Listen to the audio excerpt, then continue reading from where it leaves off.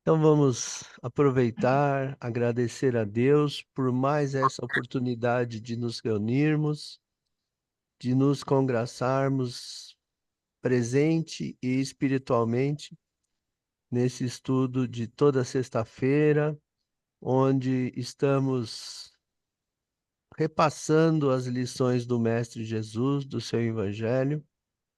E permita, Senhor, que essa noite as lições possam ser bem assimiladas, bem compreendidas e também bem explicadas pelo nosso querido Vitor. Obrigado, Jesus. Esteja conosco, que assim seja.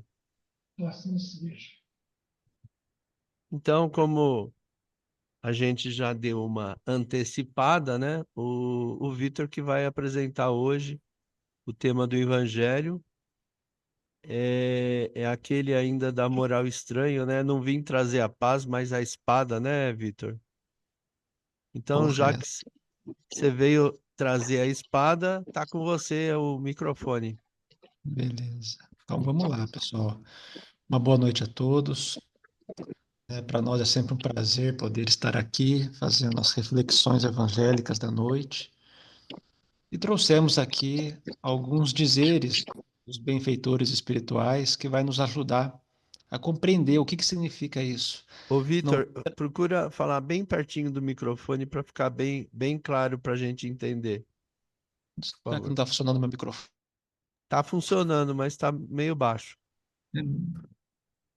Tá, tá bem próximo aqui. Então, para a gente poder compreender do que se trata, né? Então, vou compartilhar aqui uns slides que tem aqui alguns dizeres dos amigos espirituais. Tá dando para enxergar? Tá. Tá ok. Então, pessoal, o tema é: não vim trazer a paz, mas a espada. Em um primeiro momento é algo estranho, né? É algo que agride um pouco, né, a sensibilidade se a gente for levar ao pé da letra, porque já que Jesus foi o príncipe da paz, né, sempre que a gente fala em espada, vem aquela imagem de uma espada mesmo, né, literalmente, na nossa imagem. Mas vamos refletir sobre o assunto, né, e trouxemos aqui dizeres, explicações dos benfeitores espirituais que vão nos auxiliar essa compreensão. Então, nós sabemos que Jesus nasceu lá na Galiléia, né, em Nazaré, nasceu pobre, né? Temporariamente renunciou às altas esferas espirituais na qual habitava e reuniu em torno de si pessoas pobres, trabalhadores do povo, né, carentes, doentes, né? Essa formava, digamos, a multidão que ficava em torno de Jesus. E o interessante é que Jesus convivia com todos esses, né, esses pobres, miseráveis, mendigos, em situação de igualdade, ou seja, Jesus participava das preocupações, das conversas, né, sem diminuir também a sua própria grandeza. Isso é muito interessante, né? Nós temos vários relatos, várias histórias, Humberto de Campos nos traz, que Jesus conversava com todos, né? Não ficava assoberbado em um patamar, muito pelo contrário, né? Não participava dos assuntos mesquinhos, mas, com certeza, ele participava das preocupações e das conversas. Do, do outro lado, nós temos, então, também outra classe de pessoas que eram os ricos, né? Jesus não abominava, não excluía os ricos. Pelo contrário, Jesus conhecia o sentimento de todos eles, né? Conhecia suas carências, as suas Ô, dificuldades. Vitor, desculpa interromper, mas aqui no salão não tá dando para entender direito. Não sei se quem tá no celular tá entendendo, mas aqui tá muito ruim no salão o som. Tá Por favor. baixo? Tá baixo. Está muito baixo, sim, viu, Vitor? Eu já aumentei o meu som aqui também. Você está Não falando sei o que é. Deixa eu ver aqui. o teu Fala microfone mais não aumenta um perto. pouco. Não, eu já Fala estou mais muito perto perto. do Eu microfone. já estou mais próximo. Olha como eu tô falando aqui com o microfone na boca. Eu Não, mas eu tô, tô. Mas está na eu minha tô boca. ouvindo bem no celular. Não, eu estou ouvindo bem, eu estou no É, notebook, eu estou ouvindo muito bem. aqui no É, salão que é o problema. Não sei, o que que eu posso fazer? Não sei. Vou tentar Eu acho que colocar o problema não é seu, não, Vitor. até som baixo, né? Não, eu estou João, ouvindo põe, muito põe bem. no celular para ouvir e tira o som daí do salão e põe Ô, no Vitor, celular para ouvir. Vitor, Oi?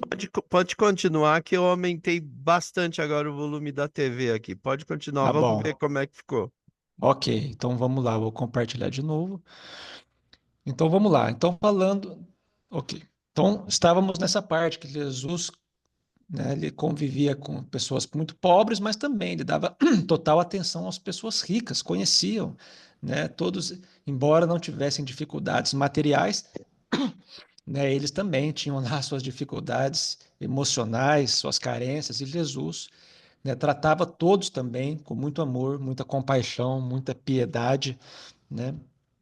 E entre ricos e pobres, nós tínhamos também outra classe de pessoas que eram os religiosos, né? Os religiosos que, né, eram muito preocupados com a aparência, eram dominados por aquela soberba da posição social, eram violentos, eram materialistas e também eram dignos, né, da misericórdia e da compaixão de Jesus. Então, nós sabemos, né, que os religiosos, pobres de um lado, ricos de outro, religiosos, e onde que os religiosos ficavam? Ficavam lá no templo de Jerusalém. Eram em número superior a 20.000 sacerdotes religiosos, né? E ali eles viviam do dízimo, das taxas, eles se alimentavam da carne dos animais abatidos, né? Tinham sacrifícios, os holocaustos.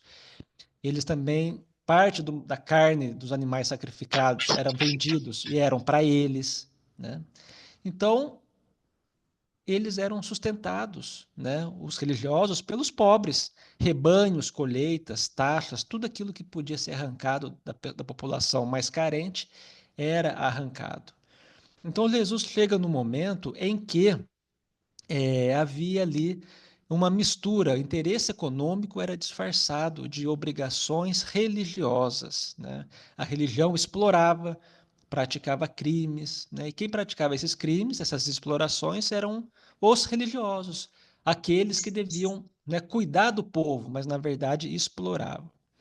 Então, essa era né, a situação da época. O poder temporal era misturado com o falso poder espiritual dos religiosos preocupados com apenas nas questões exteriores, né? Então, a sociedade estava restrita, por exemplo, a um código, né, de condenação que envolvia apedrejamento em praça pública, olho por olho, dente por dente, né? É como se a humanidade tivesse paralisada em suas aspirações e ficariam ainda mais embrutecidas se não fosse o cristianismo nos trazer novos horizontes, né, para a nossa alma, para o nosso futuro, né? Se não fosse, com certeza, o cristianismo, né, esse sistema de fazer justiça estaria em vigor ainda. Então, Jesus vai chegar nesse momento muito especial e vai auxiliar a humanidade a sair da barbárie, né, para uma sociedade civilizada. Então, Jesus vai encontrar essas dificuldades, muitas, né, dificuldades no início do seu messianato. Então, quando falamos que Jesus não vai trazer a paz, mas a espada, tem um motivo, né, para que Jesus tenha falado isso. E essa frase, né, ela nos imputa uma certa contradição, né? A princípio, a gente acha muito estranho falar que veio trazer a paz e a espada. Mas nós vamos trazer alguns exemplos que Jesus falou várias, né, vários paradoxos que são verdadeiros desafios, né, para a nossa razão e para a nossa lógica. O que é um paradoxo? É uma aparente contradição, né? É algo que você diz, né, mas que aparentemente parece que está se contradizendo. Por exemplo, você falar que não veio trazer a paz, mas a espada, é contraditório, já que Jesus é o nosso modelo moral. Mas vamos, né, um pouco mais adiante. Então, trouxemos aqui alguns exemplos. Jesus, quando anunciou o reino de Deus, não se utilizou dos poderosos terrestres, mas de instrumentos modestos, Bem, Jesus vem trazer o reino de Deus, vem nos ensinar a edificar o reino de Deus. Não seria mais natural Jesus usar das pessoas mais felizes, né, que são mais, que não têm problemas, né, que não tem problema de miséria, que não tem nenhum problema material, essas pessoas aparentemente que vivem sempre em paz, sempre tranquilos, será que não seria mais natural isso? Ou melhor, será que não seria mais natural que Jesus também pedisse para que, né, altos espíritos evoluídos encarnassem junto com ele, para que ele pudesse utilizar desses espíritos superiores? Se formos pensar, naturalmente falaríamos isso, mas não. Jesus encarnou e o que ele fez? Utilizou de instrumentos modestos, elegeu miseráveis, excluídos, para inaugurar, né, uma era de esperança, de paz e de felicidade permanente. Aparentemente, isso também é uma contradição. Jesus fez diversas curas, né, auxiliou pessoas que tinham problemas de doenças, limitações, fome, abandono, e muitas das vezes Jesus falou o quê para eles? Olha, não digas a ninguém, né? Não fala nada para ninguém. Né? Quando Jesus cura um leproso, ele dá essa orientação, não fala nada para ninguém, mas vai e se apresenta ao, né, ao sacerdote, que, digamos assim, era a autoridade sanitária.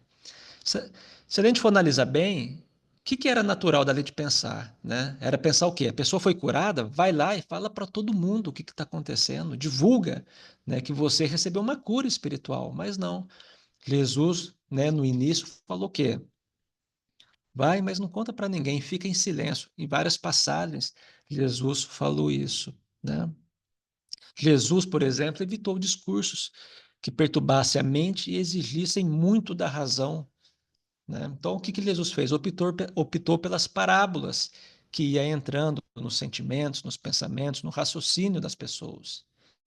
Então, para aquelas pessoas simples que não conheciam os artifícios da lógica, né, aquelas abstrações filosóficas, mas que conheciam ao mesmo tempo as redes de pescar, né, o denário ou dracma, aquelas pessoas que conheciam a candeia, o grão de mostarda, pães, peixes, para todas essas pessoas, Jesus fez o quê? Contou as parábolas, né, que ficaram eternizadas. Tanto é que 2000 anos atrás, Jesus, né, nós discutimos essas parábolas, né, que são ensinos profundos. Então, Jesus não veio aqui nos trazer uma mensagem na linguagem dos Cristos. Não, ele falou na nossa linguagem.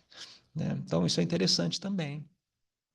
Jesus era judeu, respeitava as leis mosaicas, mas tem aquela passagem em que Jesus aparentemente ignora a sua mãe e os seus irmãos. Naquela passagem em que Jesus estava rodeado, né, por muitas pessoas, uma pessoa ali fura aquela multidão, chega para Jesus e fala: Olha, a sua mãe e os seus irmãos estão lá fora, estão te esperando. E Jesus responde: O quê? Quem é minha mãe e quem são meus irmãos?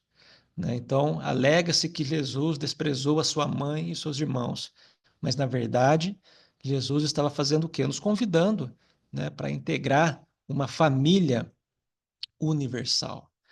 Então, Jesus se valeu de, aparentemente, várias contradições. Né? Um outro paradoxo é o que a gente estudou na aula passada, né?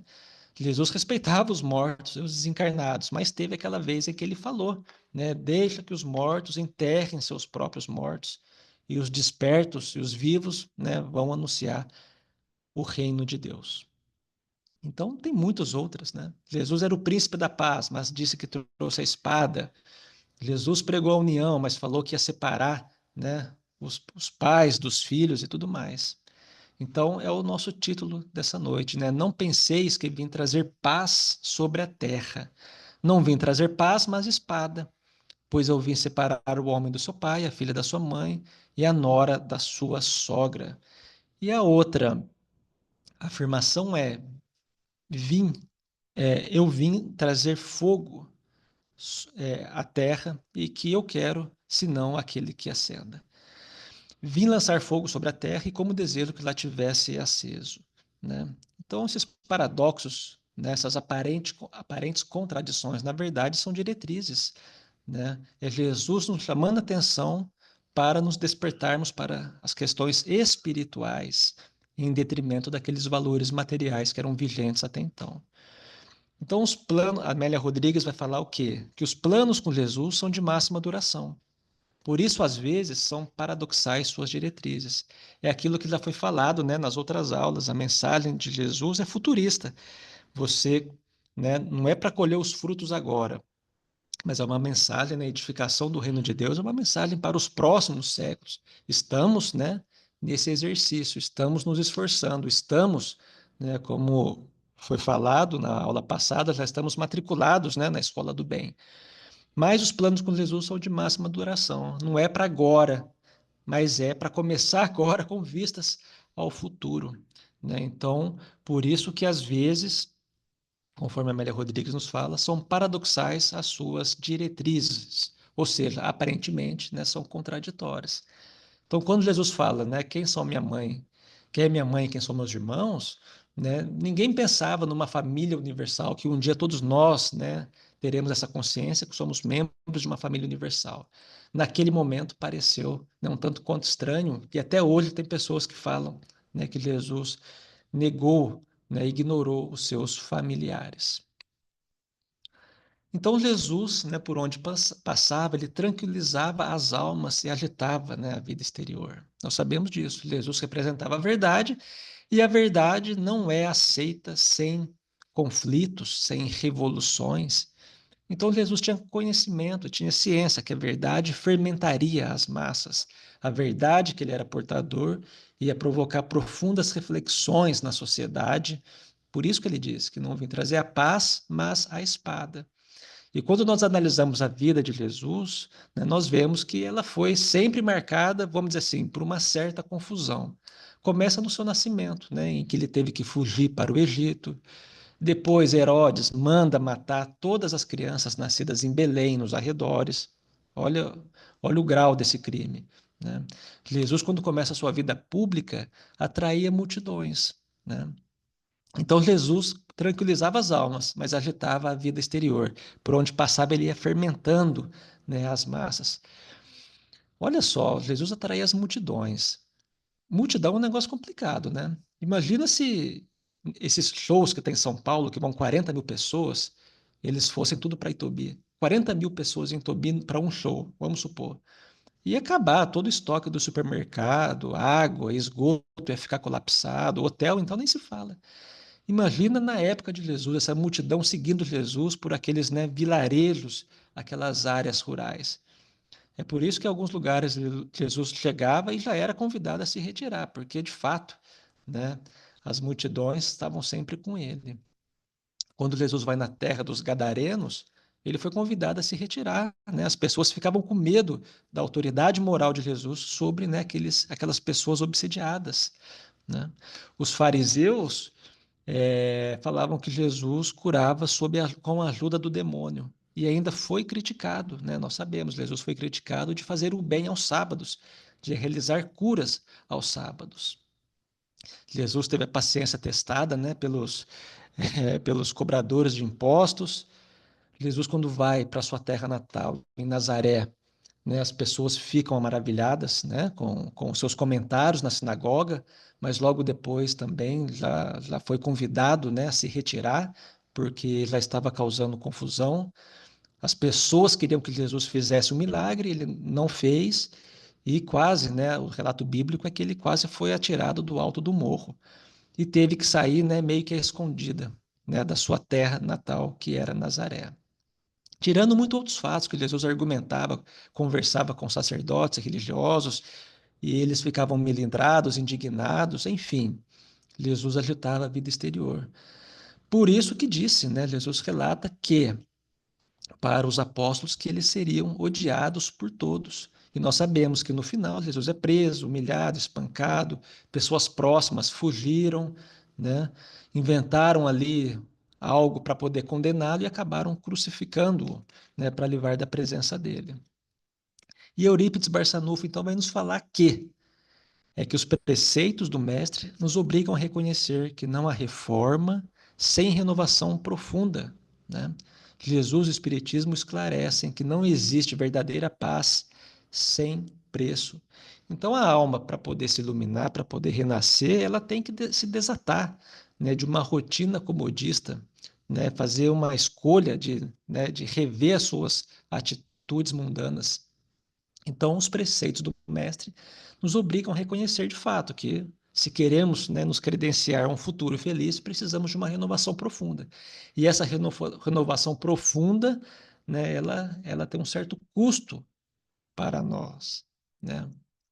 Quem quiser se auto-iluminar vai ter que combater as sombras exteriores, mas, sobretudo, as interiores também, né? As nossas más inclinações.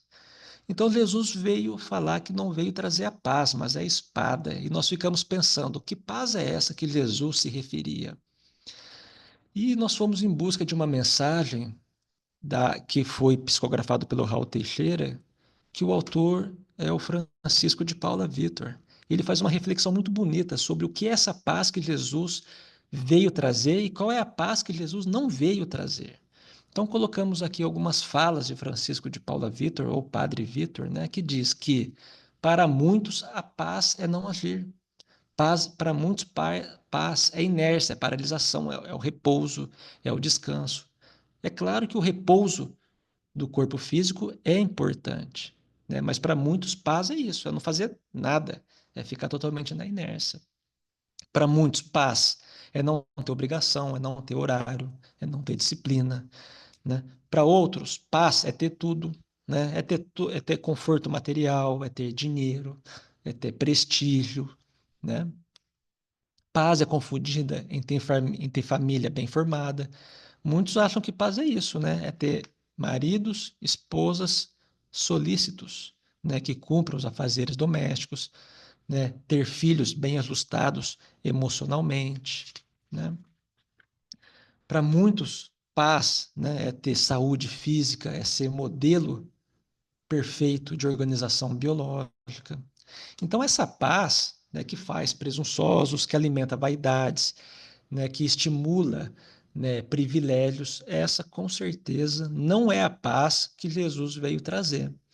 Então, esse moço, Francisco de Paula Vitor, vem falar que a verdadeira paz, a do Cristo, é a que propõe trabalho ativo e continuado para o bem, é a que ensina o cumprimento dos deveres, que sabe tirar proveito das dificuldades materiais e sociais e superá-las, né? Então, a paz que Jesus vai nos trazer é aquela que permite enfrentar os testemunhos, né, dos problemas familiares com o entendimento que Deus, né, reúne em uma mesma família espíritos que precisam se reajustar.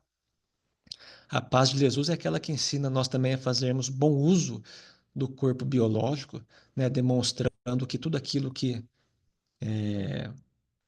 Deus nos permite utilizar é tudo aquilo que nós precisamos para ser feliz, independente se nosso corpo é perfeito ou se ele tem algum probleminha. Então, Jesus não vem trazer aquela imitação da paz, vem trazer a paz real, mas deixou bem claro para nós que, para desfrutarmos dessa paz real, precisamos, né, ter a consciência reta, perseverar no bem, precisamos compreender, né, que somos servidores da vida, né, que não há privilégios perante a Deus. Então, essa é a paz, né, que Francisco de Paula Vitor comenta, que é a que Jesus veio trazer. Então, quando, né, Jesus fala que não veio trazer a paz, mas a espada, né, e fala que veio separar homens, né, separar as pessoas mais queridas.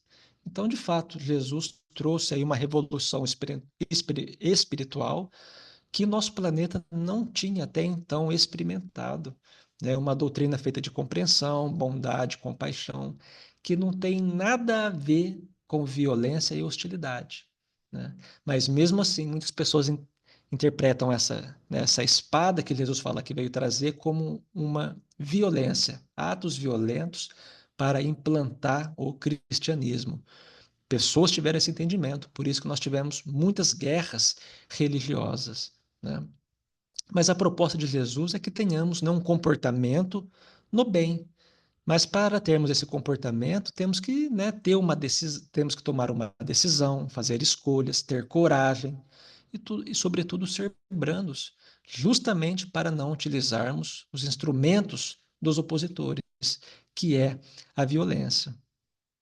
Então, Jesus vem trazer para nós, né, valores éticos, morais e religiosos que suplantava, que ultrapassava em muito aqueles que estavam vigentes na sua época, em que a religião explorava os pobres e se aliava com os mais ricos e com os poderes romanos. E essa moral que Jesus nos traz para ser alcançada, é claro que tem que derrubar barreiras, é claro que tem que superar obstáculos, mesmo que custe a própria vida, a própria paz, né, a própria alegria, né, presente. Então, Joana de Ângeles nos fala como romper com as estruturas vigorosas do passado em governo, nas condutas e nos interesses servis. Outra alternativa não haveria e continua não existindo, senão a utilização de uma espada, mas uma espada simbólica para separar uma da outra proposta, a mentira da verdade, a usurpação ignóbil da conquista honrada, né? Então, essa é a fala de Joana de Ângeles, nos explicando essa espada que Jesus veio trazer, uma espada simbólica. Então, era natural que todos aqueles que fossem se vinculando, né, com Jesus fossem, né, refletindo sobre as suas condutas mundanas, né? E era muito natural que após essa reflexão das suas condutas mundanas, existir aquele, né, romper com a acomodação, né, romper com a acomodação. E claro, quando você rompe com a acomodação, você passa, né, a ser perseguido, né? E trouxemos aqui um exemplo de rompimento da acomodação. Lembra daquela passagem de Jesus e Zaqueu? Zaqueu era rico, era publicano, subiu na árvore para ver Jesus, né? Jesus se aproxima dele e fala: olha, desça daí, que essa noite eu preciso ir na sua casa. E chegando lá, né, ele dialoga com Jesus e depois fala o quê? Fala isso aqui, ó. Senhor, eis que dou metade dos meus bens aos pobres, e se extorquir algo de alguém, restituo em quádruplo. Jesus responde: hoje houve salvação nesta casa, porque este também é filho de Abraão. Então, quando eu li essa mensagem, falando, Joana de Anjos, falando que as pessoas, né, eram convidadas, né, a refletirem sobre suas condutas mundanas todas as vezes que se aproximavam de Jesus, eu lembrei de Zaqueu.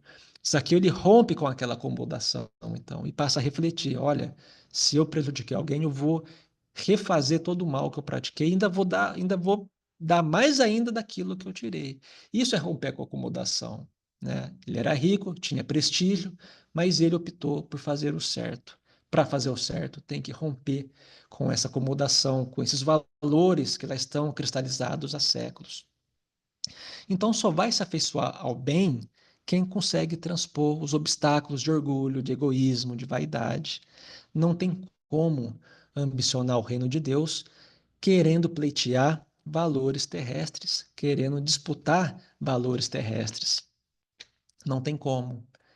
Então, Joana de Ângeles nos fala isso. Era muito comum. As pessoas começam a refletir, e nós somos assim, começamos a refletir sobre as nossas condutas. E quando nós começamos a, né, a passar a espada da decisão na nossa vida, é muito natural que de algumas pessoas, de algumas situações, nós vamos nos afastando. Essa separação já era esperada e Jesus previu isso nessa frase. Então, o cristianismo, pessoal, ela abomina, exacra o ódio, justamente porque a sua mensagem é de solidariedade e fraternidade. Mas o interessante é que a sua mensagem tem provocado a carnificina daqueles que tiram a humanidade dos círculos viciosos, né? Todos aqueles que passam, né, a internalizar os valores cristãos passam, né, a sofrer uma reação homicida, passam a ser perseguidos, né? E a história está aí para registrar. Os santos heróis, os mártires, eram assassinados literalmente pela espada, quando não eram queimados ou eram jogados, né, nos circos romanos para serem devorados pelas feras, né? No livro Ave Cristo tem esse relato. Então, é interessante. Aqueles que trabalham para libertar a humanidade das amarras, né, do mal, sofrem as consequências, né? As consequências à custa da própria vida. Então, a mensagem de Jesus, ela também separaria os afetos queridos. Ele previu isso, que os membros de uma família, né, iriam se separar, justamente porque a mensagem cristã, ela imputa dificuldades de relacionamento, porque nós ficamos cientes que precisamos investir no futuro do espírito, mesmo que isso custe as nossas alegrias presentes, né? Interessante. Então, todos nós estamos aqui agora investindo no nosso espírito, né? Muitas das vezes nós estamos participando de reuniões, mas tivemos que recusar outros convites, justamente porque esse momento aqui é um investimento para a nossa felicidade futura, né? E como nós estamos muito certos disso, estamos convictos, muitos não entendem, né? Até aquelas pessoas mais próximas. Mas essa divisão que Jesus disse também, ele se referia a quê?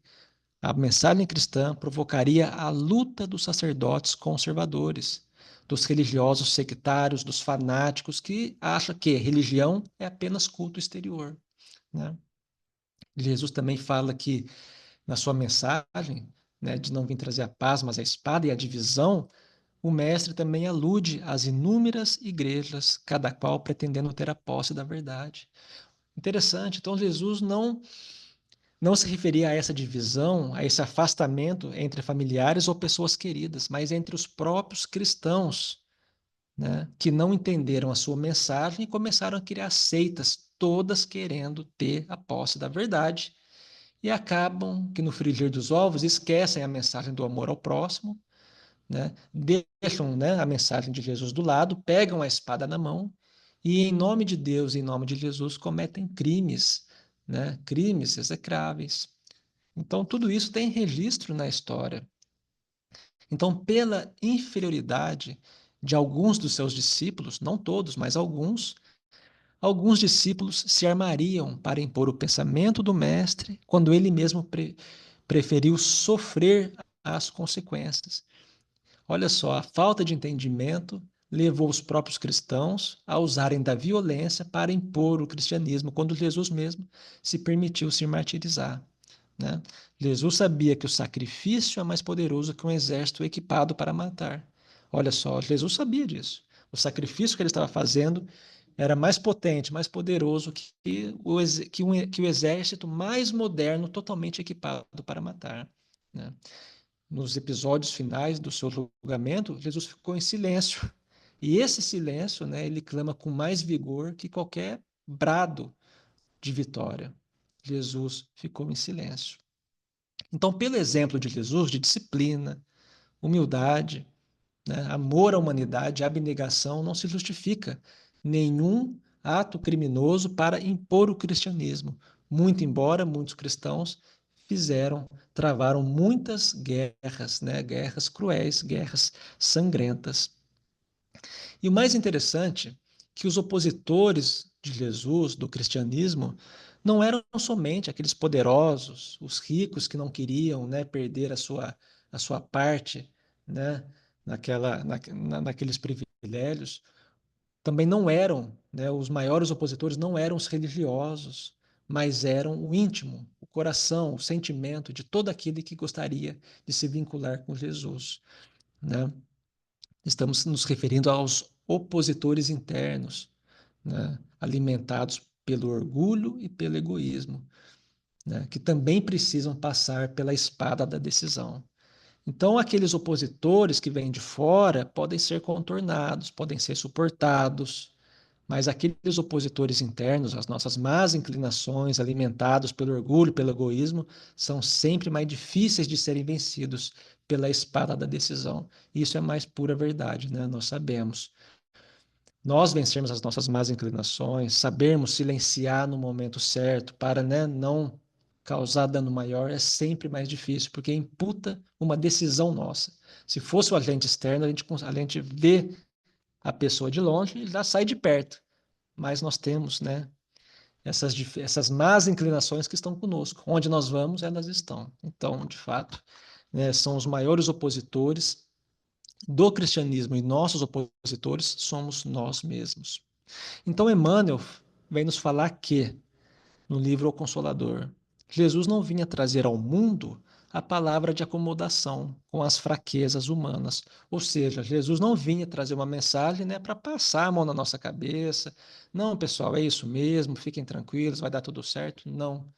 A palavra de Jesus não vinha, né, trazer acomodação às fraquezas humanas, mas antes, Jesus vinha trazer a centelha de luz para que a criatura humana se iluminasse para os planos divinos.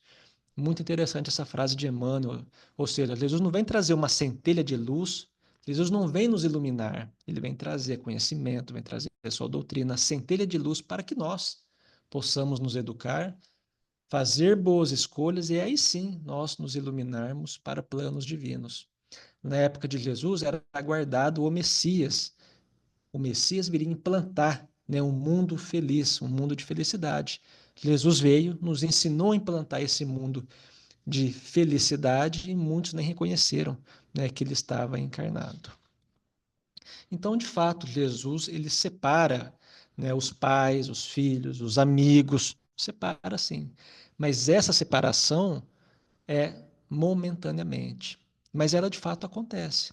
Acontece principalmente quando alguns se opõem à decisão de outros de se transformarem moralmente. Quando alguns se opõem, né, à decisão dos outros de trabalhar em favor do próximo, ou mesmo em favor, né, da construção de um mundo melhor. Mas assim como a mensagem cristã, ela momentaneamente separa as pessoas, é ela também, né, que traz de volta. Ela, a mensagem cristã é como se fosse uma ponte que reaproxima as pessoas, quando os opositores do passado cedem, né, aos valores do bem. Então, de fato, Jesus falar que veio separar, né, as pessoas mais próximas é uma frase que choca, principalmente aquelas pessoas que estão, né, que têm todo aquele orgulho familiar, né, onde já se viu separar uma família tão importante e tão grande. Mas nós sabemos, para seguir Jesus, precisamos sim, né, impor uma divisão radical, que nem todos estão ainda capazes de compreender. E essa divisão vai atingir famílias inteiras, vai atingir grupos inteiros e vão gerar conflitos de interesses. Porque enquanto uns lá se despertaram para os valores espirituais, outros ainda, né, estão interessados em buscar a felicidade, os prazeres materiais. Então, essa divisão que Jesus nos disse, ela é natural. A mensagem ela promove essa divisão, mas é a mensagem também que vai reaproximar as pessoas quando estes se despertarem para os valores espirituais. E a história está aí para nos mostrar. Aqueles que optaram por seguir Jesus sofreram perseguição, exílio, morreram, né, foram mortos justamente porque se tornaram ameaça para os poderes temporais, para os poderes religiosos, que estavam mais preocupados em manter posições e interesses pessoais, né? E a outra frase que Jesus nos traz é essa, né? Uma outra frase forte também, né? Vim trazer fogo à terra, né? Vim lançar fogo sobre a terra, aí saiu cortado. Vim lançar fogo sobre a terra e, como desejo que lá tivesse aceso, devo ser batizado com um batismo e como estou angustiado até que esteja consumado, né? Então essa frase de Jesus que veio, né, vim trazer fogo à terra. Então, com a doutrina espírita, nós tivemos também uma atualização, um upgrade, né, naquela concepção de Deus.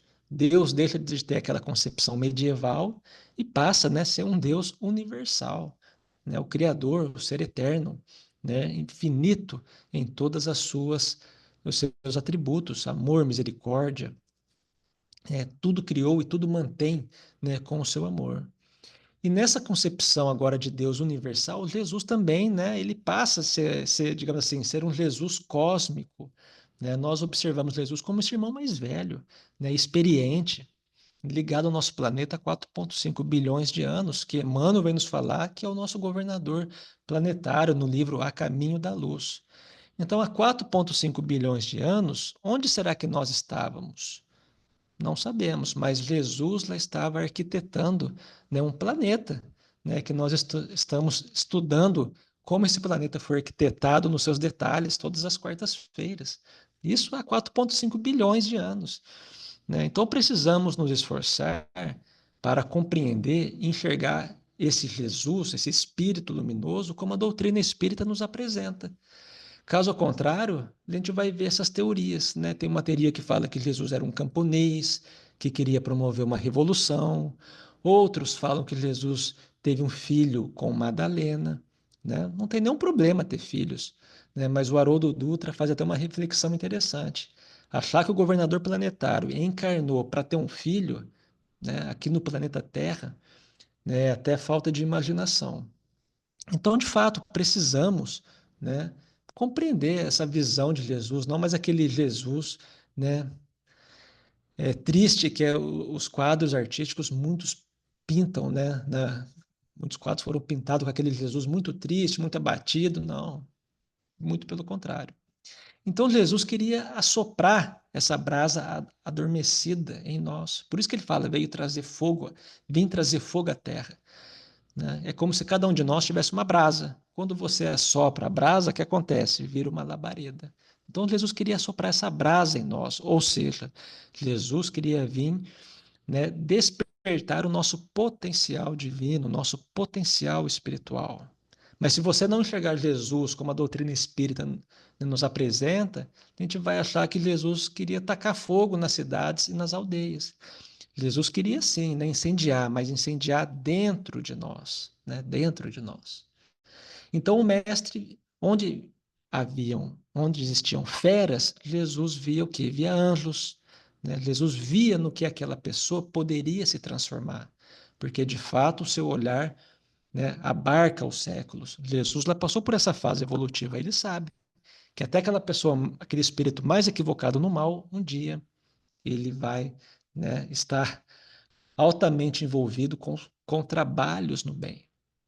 Então, onde as pessoas viam, por exemplo, o senador romano Públio Lentulus, é como se Jesus visse ali o quê? Emmanuel, né? Vamos lembrar o Emmanuel narra no livro há 2000 anos, né? Quando ele se encontra com Jesus, não sabia se estava acordado ou sonhando, o que Jesus fala para ele? Encontras hoje um ponto de referência para a regeneração de toda a tua vida. Está, porém, no teu querer, ou aproveitá-lo agora ou daqui, né, a alguns milênios. Então, é interessante essa visão de Jesus. Por Jesus ver o potencial divino de todos nós, Jesus era visto com ladrões, corruptos, pessoas de vida duvidosa, de má vida, né? Jesus, enquanto todo mundo via o exterior, Jesus via o potencial divino daquela pessoa, daquelas pessoas, né? E as pessoas não entendiam por que Jesus se acercava de pessoas, né, tão baixas aos olhos daquelas pessoas. Então Jesus vem trazer esse calor ao espírito humano que estava congelado, né, nos vícios, nas indiferenças, nos crimes que eram praticados há muitos séculos. E Jesus sabia que os princípios que ele era portador ia encontrar muita resistência para ser implantado, justamente porque não é próprio da natureza humana, e nós somos assim, essa modificação rápida e repentina. Nós não aceitamos inovações em nossos hábitos, ainda mais quando requer sacrificar interesse pessoal, né? E quando temos interesse em manter posições. Jesus sabia disso, né? Dessa resistência que iria ter. Então, quando Jesus fala que, né, ali no slide anterior, que devo ser batizado com o batismo, estou angustiado, estou ansioso, até que, né, tudo isso se consuma, Jesus falava do quê? Dessa luta, né, que os ideais cristãos teriam que enfrentar para acabar com privilégios, tirania, fanatismo, e pudesse, então, ser implantado no nosso planeta, né, os princípios da justiça, do amor e da caridade. Então, Jesus já estava ciente que os princípios que ele nos ensinava teria, né, que sofrer, né, esses embates, né, esses atritos, mas jamais, né, por meio da violência. Amélia Rodrigues vem falar então que o fogo purificador da verdade seria ateado, a fim de que o campo semeado e tomado pelo escauracho tivesse que ser liberado da erva má, que, atado em feixes, seria queimada para salvar o bom grão. Então, olha só, o fogo purificador da verdade, né, ele foi lançado no campo, naquele campo que estava nascendo o trigo, mas também estava nascendo o joio. E esse fogo, né, purificador, ele vai o quê? Ele vai consumir aquelas ervas daninhas, o joio e o escauracho, e vai ficar apenas o quê? Né, o bom grão, representado pelo trigo. Então, o cristianismo ele é comparado com um grande incêndio que atinge o nosso planeta, né? O incêndio, ele ilumina, mas ele também queima, né?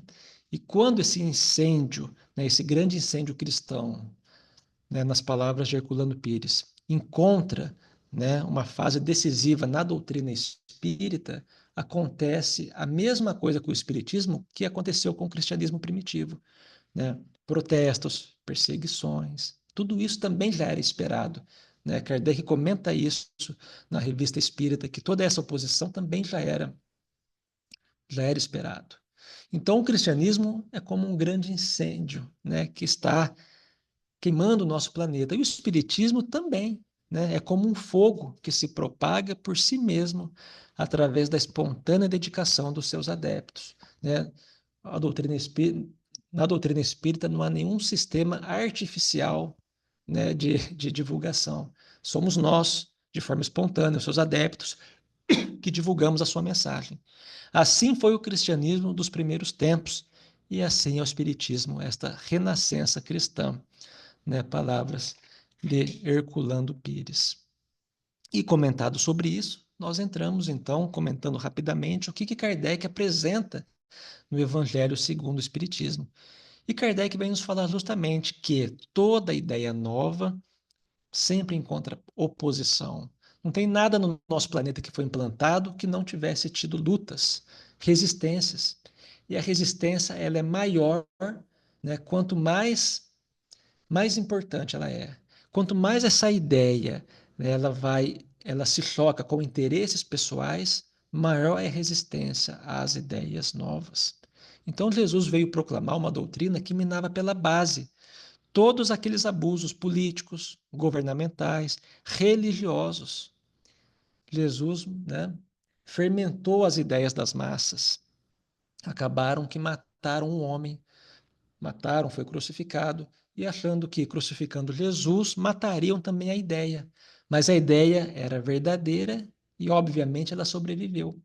E ela começou, e essa ideia que sobreviveu, que foi o cristianismo, ela começou, né, a dar os primeiros rebentos, os primeiros frutos aonde? Na Judéia, centro político, econômico, social, governamental, né, ali, né, de Israel.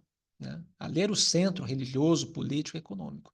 E também era um importante centro pagão. Então, o cristianismo começou lá em Jerusalém a dar os primeiros frutos. E também, né, as lutas foram terríveis. A literatura espírita trata isso. Né? Os cristãos eram, de fato, mortos. Mas, novamente, a ideia saiu triunfante. Essa fase de perseguições terríveis, o cristianismo saiu triunfante. E teve algo muito interessante, que agora os adeptos, né, do cristianismo, os adeptos de Jesus, passaram a não se entenderem, né, entre si. Jesus usava, na maioria das vezes, uma linguagem figurada, né, figuras, alegorias, e as pessoas não compreenderam isso.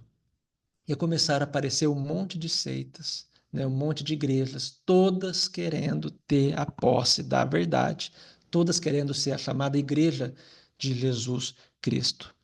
Então, os cristãos, eles saem, né, eles tiveram embates com o paganismo, saíram vencedores e, de forma interessante, eles eram perseguidos em um momento da história. No outro momento, eram os cristãos que perseguiam. Saíram de perseguidos a perseguidores. E nós vamos ver a história registrando as guerras religiosas que, de fato, né, fizeram muitas vítimas. E Kardec vai comentar: a culpa é de Jesus? Claro que não. A culpa são dos cristãos que não entenderam a mensagem do Mestre e transformaram a sua doutrina em instrumento das suas más paixões. E Jesus previu tudo isso, que haveria essas confusões, haveriam esses crimes, porque é decorrente da inferioridade do ser humano, ainda atrelado em um mundo de provas e expiações, né? Nós não mudamos os nossos ideais de forma súbita, porque de fato isso envolve um processo educativo. Então Kardec vem comentar, né, quando Jesus fala: não vim trazer a paz, mas a espada. E Kardec comenta que não penseis que a minha doutrina se estabeleça de forma pacífica. Ela trará lutas sangrentas, para os quais o meu nome servirá de pretexto, porque os homens não me haverão compreendido. Os irmãos, separados pelas suas crenças, lançarão a espada um contra o outro, e a divisão se fará entre os membros de uma mesma família. Vim lançar o fogo na terra para consumir os erros e os preconceitos, como se põe fogo num campo para destruir as ervas daninhas, e anseio porque se acenda para que a depuração se faça mais rapidamente, pois dela será triunfante a verdade. Então, Kardec, muito lúcido, né, com seu conhecimento sobre o Novo Testamento, nos traz a interpretação, né, da fala de Jesus. E foi justamente o que aconteceu, né? Jesus previu que todas essas dificuldades aconteceriam. E muitas pessoas interpretaram essa frase como um motivo, né, para fazer guerra. Então, pessoal, partindo então para as nossas conclusões, nós sabemos que enquanto a mensagem cristã não for compreendida na sua totalidade, continuará sendo causa de atrito entre aqueles que não compreenderam a mensagem e aqueles que pensam, né, que compreenderam. Então, a linguagem de Jesus, ela é forte, ela é real, né? Ela imputa sobre nós uma decisão difícil, né? Porque uma vez escolhido o caminho do bem, nossos rumos são definidos, né? São redefinidos. Então, Jesus nos alerta, precisamos, né, nos adverte, precisamos eleger Deus ou Mamon, né? A verdade ou a mentira. Vamos aceitar ou vamos negar aqueles vícios, aqueles crimes e aqueles privilégios? Então, a mensagem cristã, ela nos chama a atenção para essas escolhas que precisamos fazer. Jesus disse, não tem como servir a Deus e a Mamon, ou seja, ou estamos, né, ao lado de Jesus, ou estamos, né, em rota contrária. Não tem como ficar com um pezinho aqui e outro ali. Precisamos nos definir. Então, Jesus nos traz essa espada da decisão, e a Amélia Rodrigues complementa que amar em profundidade, saber selecionar interesses que devem e merecem maior soma de atenção, entregar-se à renovação íntima, a fim de suportar o testemunho que se derivam das incompreensões geradas no círculo das mais caras afeições. Eis o início do ministério desafiador a que Jesus nos entregou a todos. E encerramos, né, com essa frase de Pedro de Camargo, né, ele adota o pseudônimo de Vinícius, né, nos livros editados pela FEB, né? O fogo no nosso planeta está aceso.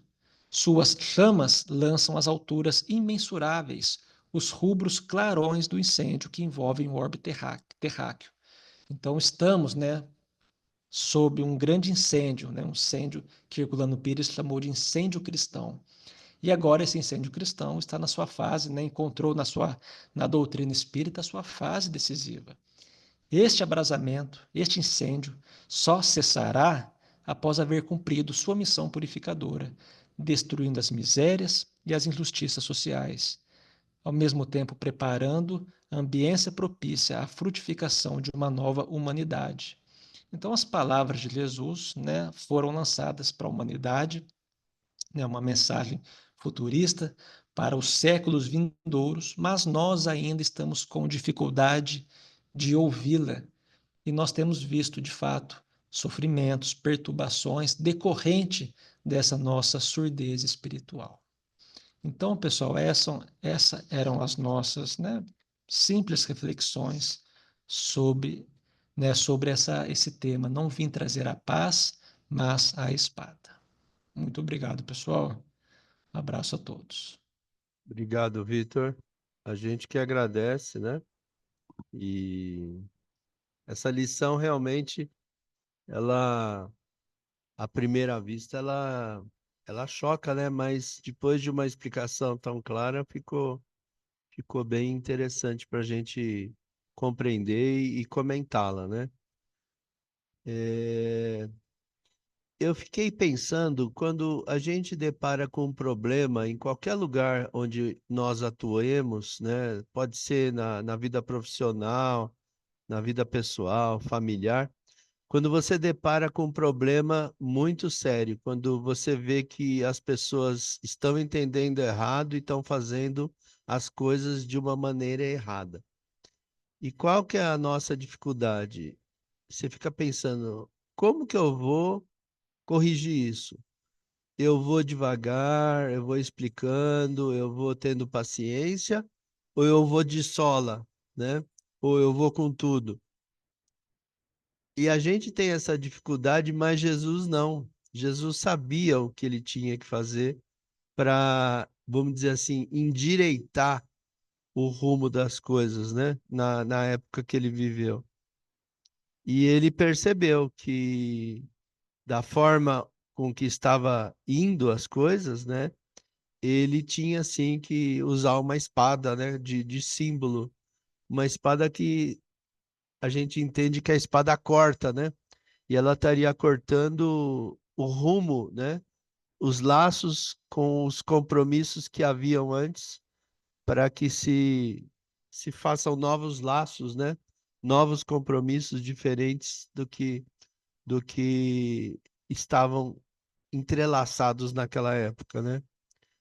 É bem interessante essa lição, né?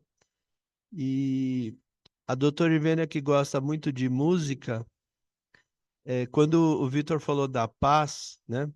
Eu lembrei de uma música, doutor Ivênia. Eu não vou cantar, mas eu vou falar.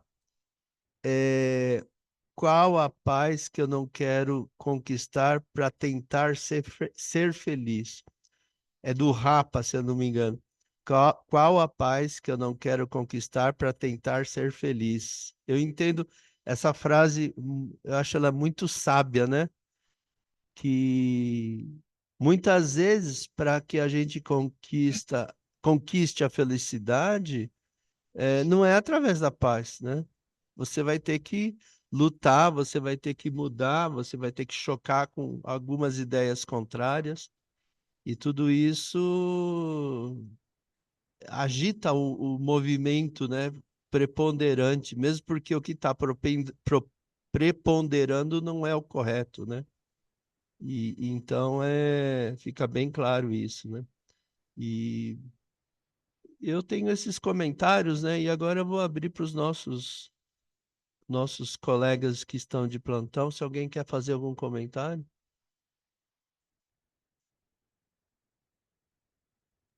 Você não vai chamar um por um, Ju? Tá, eu estou falando aqui para o pessoal do salão, Ah, tá bom, tá bom, tá bom. porque para ver se alguém queria conversar. Mas eles estão só parabenizando o Vitor, viu, Vitor? Estão só te elogiando aqui. Ninguém quis comentar nada. Mas vamos então aos comentários dos demais, né? Olga, você tem algum comentário a acrescentar? Vitor, é muito bom a gente ouvir as suas explicações, você deixa bem claro. E essa paz, olha, em várias ocasiões, João, a gente percebe essa paz até quando a gente está conversando com alguém e não fica questionando, explicando, você já tem certeza daquilo, você está em paz com aquela tua opinião sobre aquele assunto. Então, a gente deixa quieto, porque a gente está em paz que a gente quer dizer, assim como você falou, principalmente quando nós estamos com Jesus, né? Nos ensinamentos dele. Então, assim, essa maneira que eu penso, que eu estou agindo, eu estou em paz. Eu gostei dessa colocação dele, assim, na paz. É uma paz gratificante, né?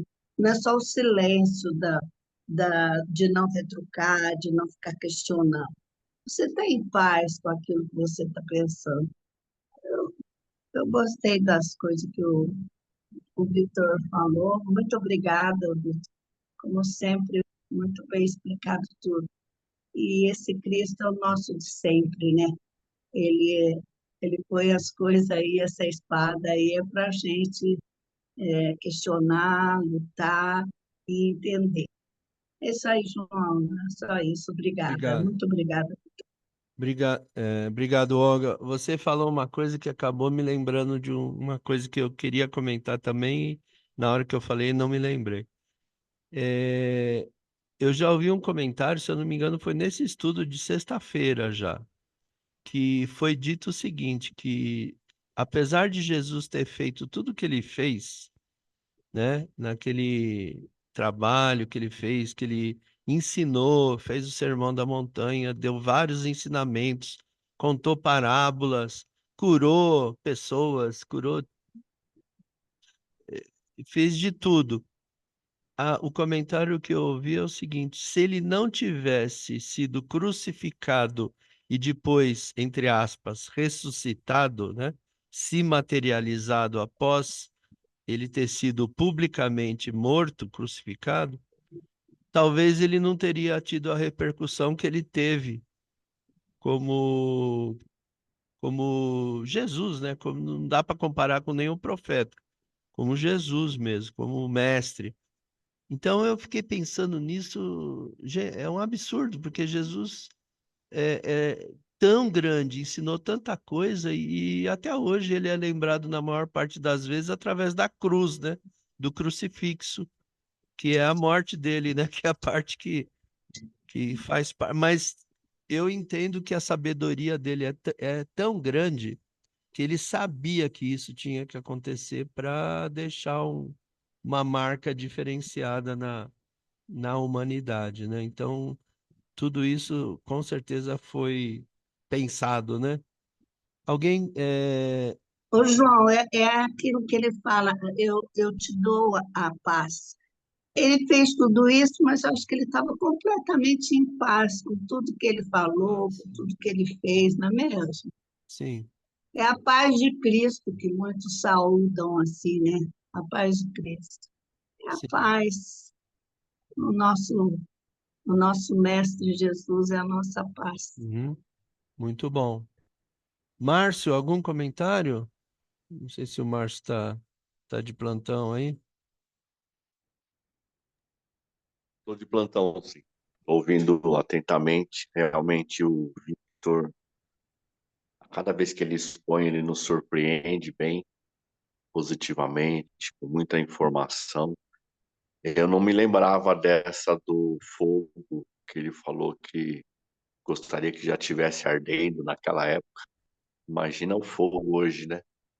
Que já está ardendo na humanidade e ainda vai arder muito em tantas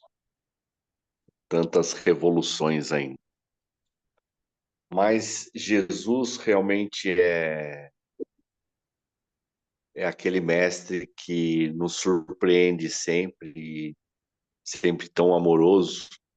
Nessas palavras estranhas, nesses ensinos estranhos, realmente ele traz uma profundidade que eu acredito que a gente vai aprofundar muito mais ainda, né? Ao longo dos tempos. Mas muito obrigado, viu, Vitor? Muito oportuna e excelente a sua apresentação. Obrigadão. Obrigado, Márcio. Sheila, algum comentário? Não?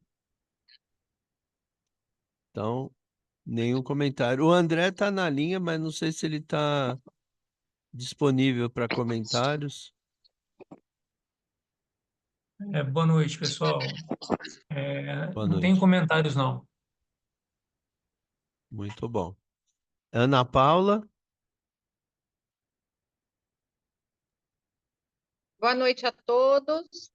Agradecer ao Vitor pela palestra. E é assim, né? Eu fiquei aqui refletindo, né? Jesus é paz, né? é a paz que nós buscamos, né? Os seus ensinamentos e suas palavras, né?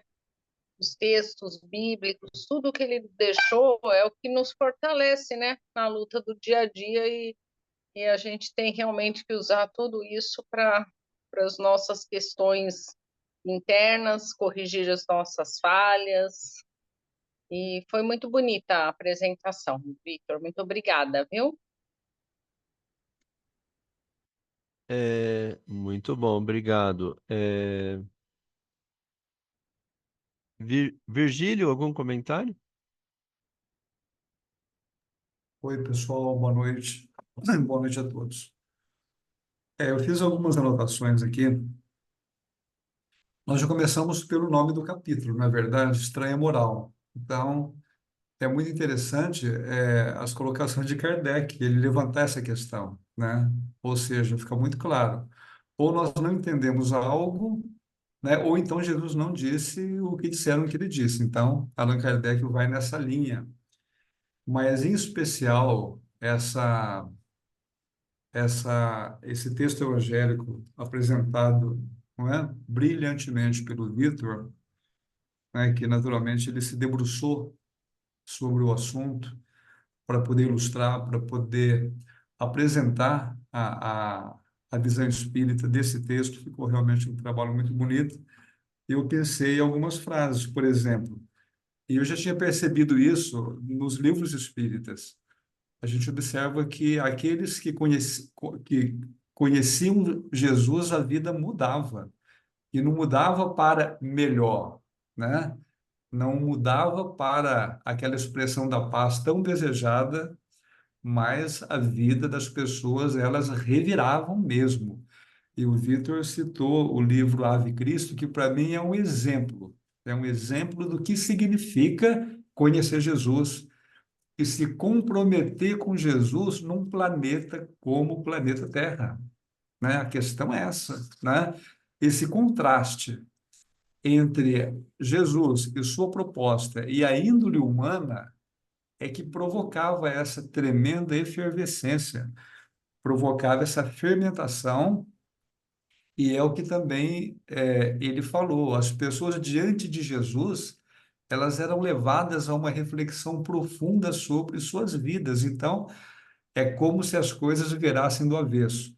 E hoje eu vi na internet um canal espírita falando sobre a história de Longinos.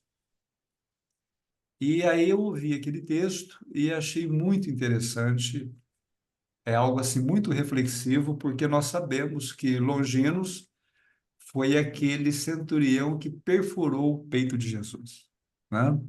E o texto que foi apresentado nesse blog dizia o seguinte, que quando as coisas começavam a demorar, os crucificados não desencarnavam logo, eles quebravam as pernas das pessoas, né?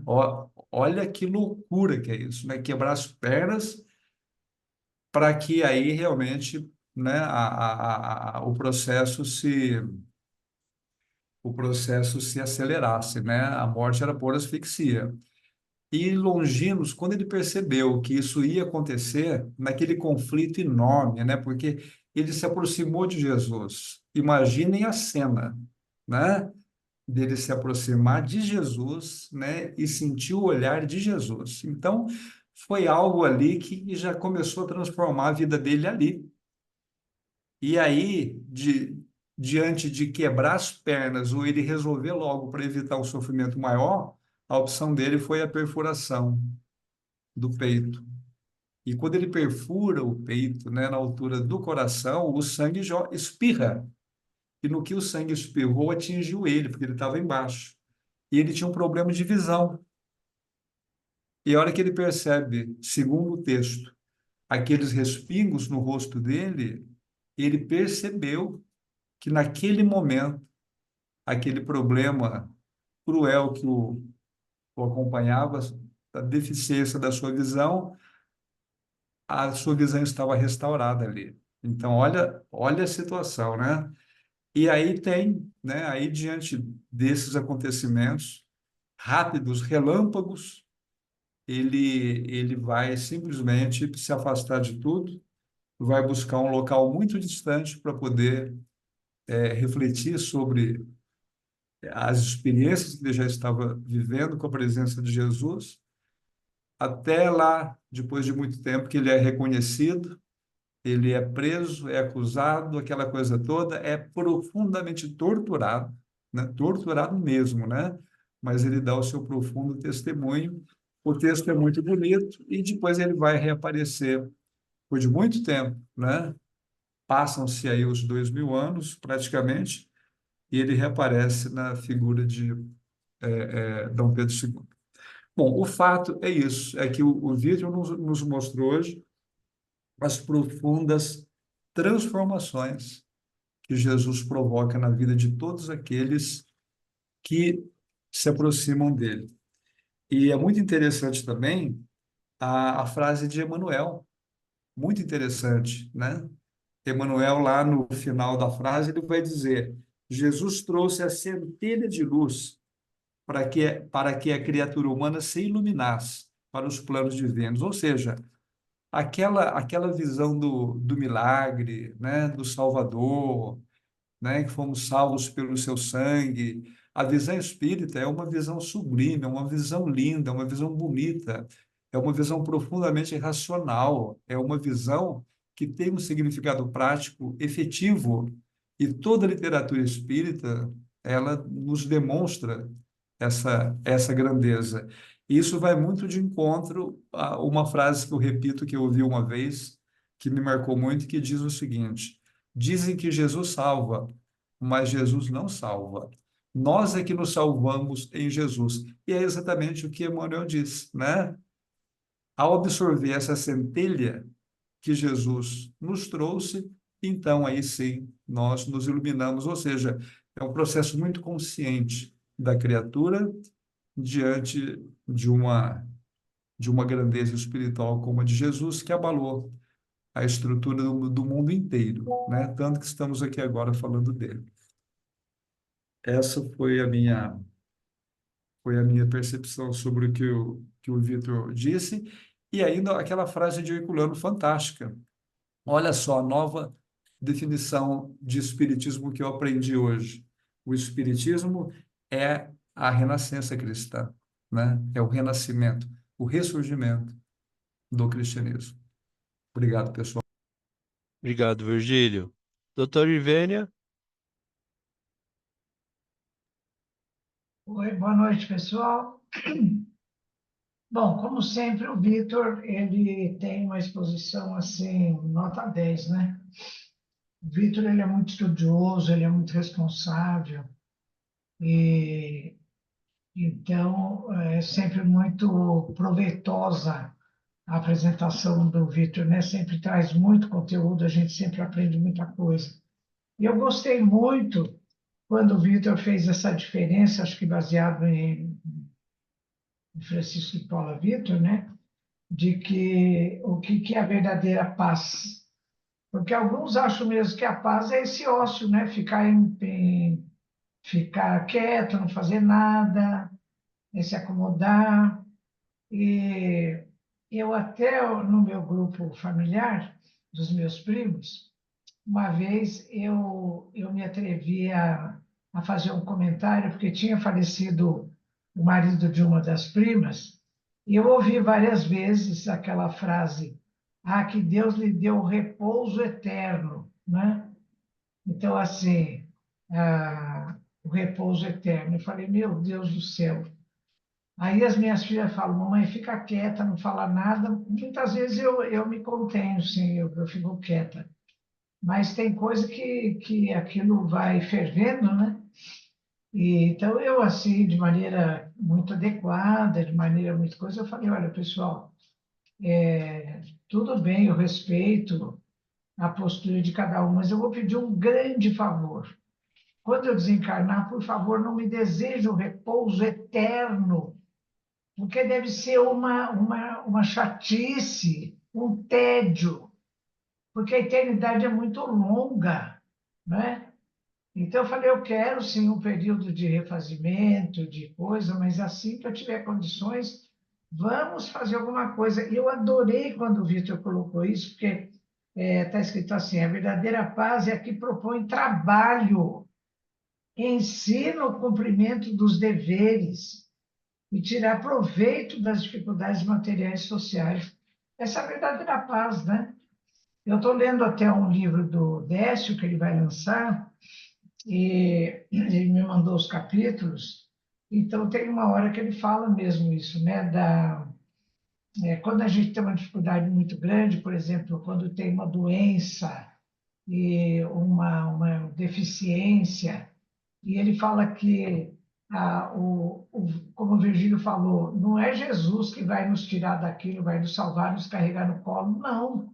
Mas ele deu as dicas, né, para a gente mesmo fazer isso. Tanto que na Gênese de Kardec, no capítulo 15, está escrito lá: sim, Jesus curou os males físicos, mas a sua verdadeira missão foi de agente de autocura, porque ele veio falar para a gente como é que a gente se curava, né? Então, nesse livro do Décio, ele está falando que, em medicina, essa coisa do próprio doente promover a autocura, o próprio doente reagir, contempla duas coisas. Uma é a resiliência, né? Que é aquela coisa assim, não de você suportar o sofrimento, suportar a doença, mas de você aceitar a doença depois de entender.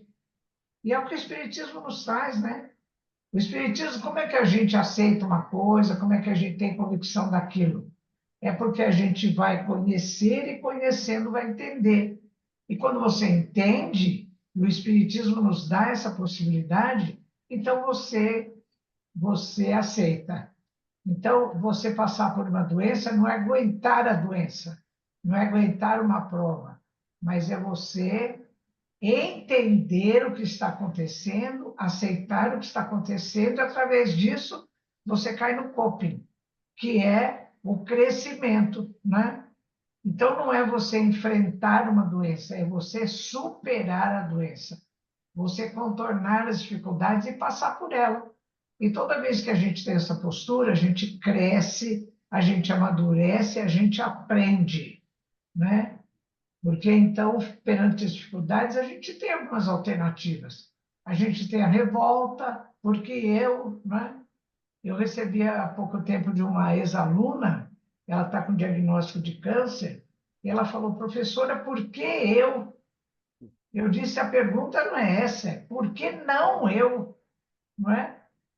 Por todo mundo tem câncer, as crianças têm câncer, os animais têm câncer, por que que eu não posso ter? Né? Então a pergunta não é por que eu, a pergunta é por que não eu? Porque eu sou igual a todo mundo, sou igual a todos os seres, toda a criação, né? Então, essa coisa do entendimento, da aceitação e do trabalho. Então, você conquistar essa paz, né, que a Olga também falou, e acho que o Márcio também falou, a Ana Paula também, essa paz é mediante o trabalho, é mediante o conhecimento, é mediante o conhecimento, o entendimento e contornar as dificuldades e com isso crescer, né? Então, isso foi... O Vitor fez uma exposição mesmo absolutamente extraordinária, né? Então, é coisa. Outra coisa também que acho que o próprio João falou, que o nosso padrão de humanidade ainda gosta, assim, dessa coisa, né, da violência, é o que a mídia explora muito, né?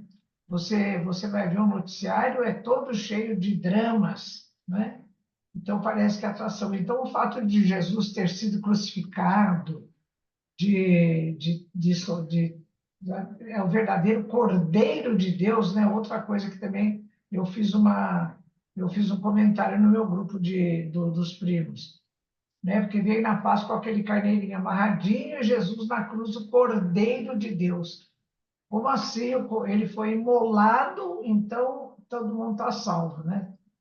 Então, são coisas que a gente precisa reformular. Por isso é que, nessa separação de aqueles que entenderam, ou pelo menos procuram entender, e quem está naquele marasmo, né, daquela coisa que que não tem explicação nenhuma, mas que se aceita, existe sim a separação, né? E a separação é a lâmina que corta, né, que disseca, é a espada. Então, essa figura da espada, ela é simbólica, né? Porque ela vai cortar, ela vai separar, ela vai dividir mesmo. Então, é bem por aí. Olha, a lição do Vitor, como o João falou, a gente não tem mais não tem que acrescentar nada, porque a gente entendeu muito bem, né? Que a verdadeira paz, então, é aquela que propõe o trabalho, o ensinamento, o cumprimento dos deveres e a superação das dificuldades através de um trabalho próprio, né? O trabalho é uma bênção, né? Eu fico assim admirada quando as pessoas fazem aquele happy hour na sexta-feira. Ah, ele chegou a sexta-feira, né? Depois de uma semana de sacrifício de trabalho. E quando chega domingo à noite, ah, amanhã, segunda-feira, tem que voltar a trabalhar. Meu Deus! Agradece a Deus a oportunidade de trabalho, do crescimento, né? Eu mesmo tive experiência de ficar meses jogada no sofá quando eu fiz quimioterapia. Eu só pedi a Deus força para levantar e fazer alguma coisa, trabalhar. Trabalho é uma bênção, não é castigo, não. É oportunidade, né? Então, tudo que o Vitor falou, olha, aplauso, viu? Por isso é que quando eu apresentei o Virgílio para a Paula, eu apresentei, eu falei, olha, esse daqui... Ah, não, não foi o Virgílio, não, não. Foi o motorista que me trouxe. Ele ficou com o meu carro para fazer umas coisas, ele veio, eu falei, olha, Paula, esse daqui, apresentei ele como pai do Theo, porque ele está encantado com o filhinho dele, né? Então eu disse, olha, esse daqui é o pai do Theo, né? Quer dizer, do que ele mais se orgulha agora é ter o bebezinho, ser pai do Theo. E eu sempre falo para o Virgílio, ó, Virgílio, você trata de pôr no seu currículo, né? Que você é pai do Vitor, não é, Virgílio? Do Vitor, do André. O Luiz eu não posso dizer nada por enquanto, porque eu não conheço o Luiz, mas espero que entre também nessa mesma leva, né? Você não pode esquecer que eu boto no meu currículo que eu sou primo do João, viu? Também. E você faz parte desse grupo, do qual eu me orgulho muito, viu? Então, graças a Deus, estamos num grupo que trabalha, que tem proposta, que valoriza o conhecimento, né? Então, é bem por aí. Parabéns, viu, Vitor? Mais uma vez, muito obrigada pela lição que você nos trouxe hoje. Obrigado, doutor Ivênia. Vamos então fazer o nosso encerramento. O Vamos. Virgílio, aproveitando que você foi citado, faz a prece para nós.